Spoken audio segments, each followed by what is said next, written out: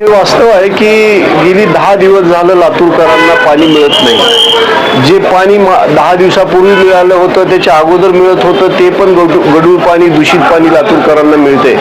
म्हणजे केवळ प्रशासनाचा आणि इथल्या सत्ताधाऱ्यांचं एवढं दुर्लक्ष या विषयाकडे आहे की या कुठलंच गांभीर्य उन्हाळ्याचे दिवस असताना सुद्धा लातूरकरांच्या पाण्याचा विषय किंवा विचार त्यांच्या डोक्यामध्ये येत नाही. हे खूप मोठं दुर्दैव आहे. दुसरा विषय आहे तो महिलांसाठी सिटी बस मोफत आहे असं म्हणून महिलांची फसवणूक केली, लातूरकरांची फसवणूक केली आणि सत्तेमध्ये येण्याचं काम केलं.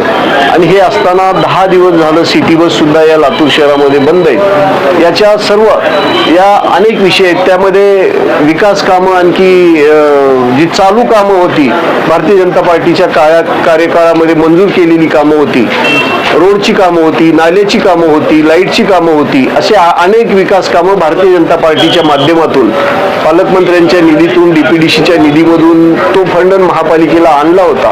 पण ती कामं केवळ टक्केवारीसाठी चालू असलेली कामं बंद करण्याचं पाप काँग्रेसच्या सत्ताधाऱ्यांनी केलेलं आहे. त्याच्याही विरोधामध्ये आजचा हा मोर्चा होता. आम्ही या लोकांना कुठल्याच पद्धतीनं, चुकीच्या पद्धतीनं कारभार करू देणार नाही, ह्या संकेत देण्यासाठी हा मोर्चा होता.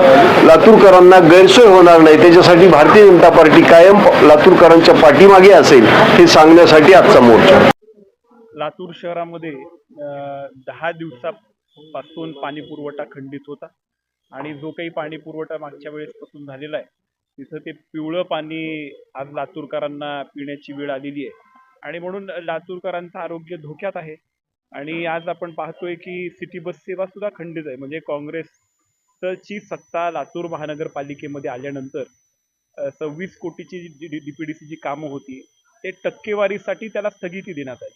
त्याच्यानंतर आता पाणी पुरवठा खंडित झाला, त्याच्यानंतर पिवळं पाणी आलं आणि आज आम्ही बघतोय की आता सिटी बस सेवा सुद्धा आता बंद झालेली आहे.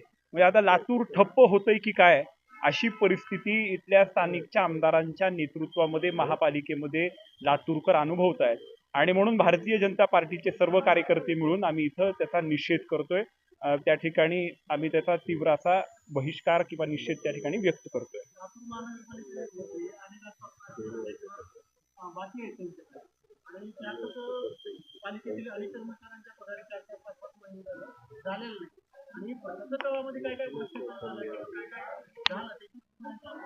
हे बघा, 1 महिन्यामध्ये आता सत्ताधारी पार्टी म्हणून काँग्रेस पक्ष काम करते. त्यांना ह्या सगळ्या गोष्टी सुरळीत करण्याचं दायित्व जनतेनं दिलेलं आहे आणि ते आल्यानंतर जर सगळ्या गोष्टी ठप्प होणार असतील तर त्यांच्या नेतृत्वावरती आम्ही प्रश्न उचलणं हे साहजिकच आहे. आता प्रशासनानं काय करावं हा प्रश्न मला वाटतं विचारण्यापेक्षा काँग्रेसच्या सत्ताधाऱ्यांनी काय केलंय आणि काय करतायत हा प्रश्न विचारणं योग्य आहे. आज वस्तुस्थिती काय आहे तर पिवळं पाणी येते, दूषित पाणी येते, पाणी बंद झालेलं आहे, सिटी बस सेवा बंद झालेली आहे, दिवाबत्तीचा प्रॉब्लेम आहे, कचऱ्याचा विषय आहे, ट्रॅफिकचा प्रॉब्लेम आहे, रस्त्यावरती खड्डे.